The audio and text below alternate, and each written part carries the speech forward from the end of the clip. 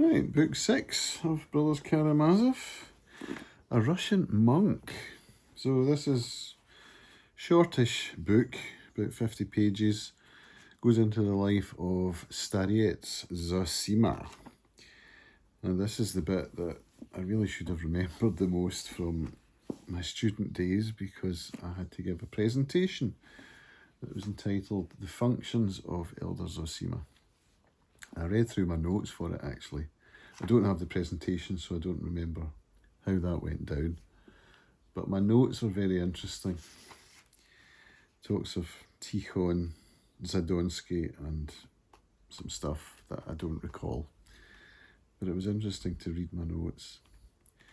So yeah, this is basically going through Zosima's life. It's a kind of summary narrated by Alyosha from his notes that were taken purportedly on his deathbed, but we're told just by the narrator at the end that a lot of these stories that he tells of Zosima's life have been related to him by Zosima at various parts of his life in the monastery, and just collated here into one book.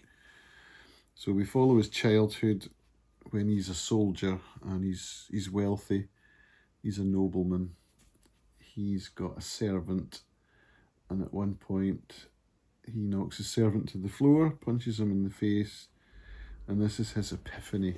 This is when he realises that the master and servant relationship is not working for him and he needs to serve God, and he kind of renounces his earlier life. There's a woman involved as well. He ends up feeling envious of a friend of his and calls him out in a duel. And this is after his epiphany. His epiphany comes the night before the duel, when he punches his servant.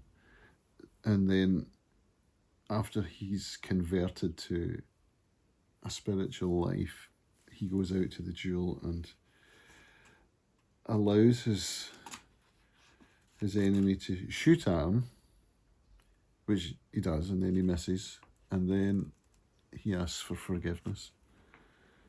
So it's a whole thing, and we follow the story of his conversion as a young man. So yeah, that's just kind of narration about his conversion, but we get into some spiritual stuff that really resonated with me. I started out not taking notes because I thought, it's just a story of someone's life, but when you get into the spiritual stuff, it's just... So he's saying to Alyosha here, life is paradise. Is something I've thought about for a long time. Paradise, he said, is concealed within each one of us. It's hidden in me too at this moment, and I need only wish it, and it will come about the very next day and remain with me for the rest of my life. So yeah, there's a real spirituality going on here, that he believes that heaven is a place on earth, which Belinda Carlisle also believed. Until man becomes brother unto man, there shall be no brotherhood of men. Well, brotherhood for me, for those that don't know, I'm in the chair of my local Masonic lodge at the moment. That's a brotherhood of men that gives me a lot. It also causes me stress and anxiety, but on the whole, it's a very worthwhile pursuit for me. It gets me out the door, something of which I'm quite fearful, if I'm honest. This is my safe space, sitting in the house with the family and my books, and having to step out the door, even to go to the shops or something, just like, it's anxiety inducing.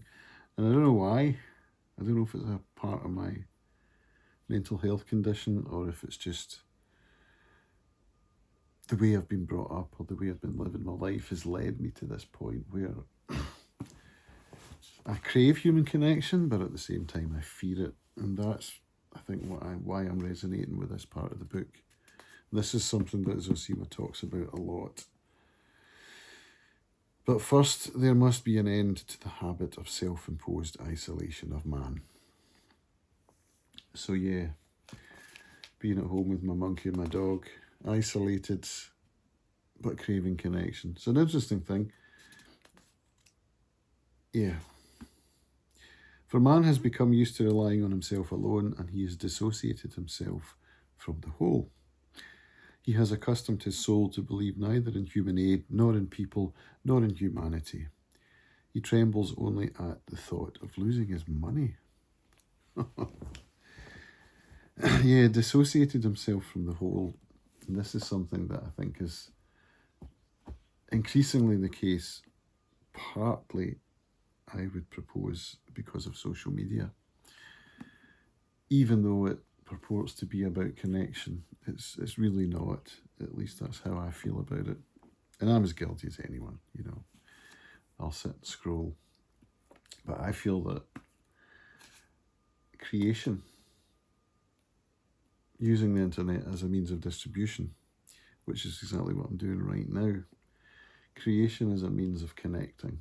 So you connect to source, and we are all one, and you switch the camera on, or you pick up your pen and your notepad, and you're like, what am I going to write today? What am I going to record today? And, you know, this is the second time I've done this, because I didn't hit record the first time. And it's already way different from the first recording I made. So I just never know what's going to come out, and it feels like connection to source, connection to you. And I think this is what art and creativity give me, as something valuable as a means of connection in the isolation. So I've just said social media is causing isolation, and here I am talking about how creation is about connection, but using social media or the internet as a distribution platform. It's complicated, isn't it? Everywhere the human mind is beginning arrogantly to ignore the fact that man's true security is to be attained not through the isolated efforts of the individual, but in a corporate human identity. But it is certain that this terrible isolation will come to an end, and everyone will realise at a stroke how unnatural it is for one man to cut himself off from another. That's what I'm talking about. Connection, communication, communion, harmony, love. And he does talk a lot about love. Love as being the all-encompassing power, which I believe, you know. The Beatles sang about it. All you need is love. And I think they were right. So why, when I'm sitting at home in isolation, when I'm going out and about, do I find my fellow humans so challenging? I don't know.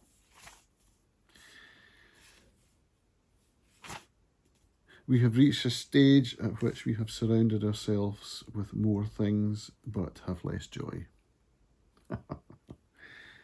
So where are we here? 1866, I think this novel is set. Published in 1880. And it could have been written today. It's funny to think that back then in feudal Russia, they were talking about the same problems that we're talking about now. Equality is only to be found in the spiritual dignity of man, and nowhere save in Russia will this be understood. Well, perhaps. Is it understood in Russia now? Or anywhere else? Equality through love, through acknowledging the fact that we are all one, we are all connected. Judgment, judge not lest you be judged. That's a fair one. The master and servant relationship, that's talked about a lot, that the master should serve the servant. About crime, and we've discussed earlier that the idea, I think that Ivan posited, that if there is no God, then crime is permitted. That gets mentioned again, and we've got the idea that taking on the sins of humanity, I mean, this is what Jesus did. It's talking that we are all responsible for everyone's sins. That's quite a tough nut to crack. And the criminal who's being tried, you take on his crimes, and if he doesn't repent, then time will allow him to repent, shining forth your love to light the way for your enemies.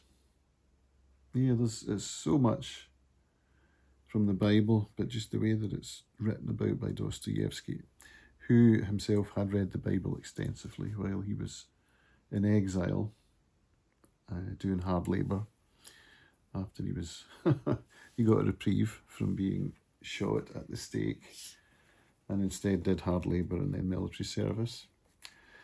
And that's kind of where he got his spirituality.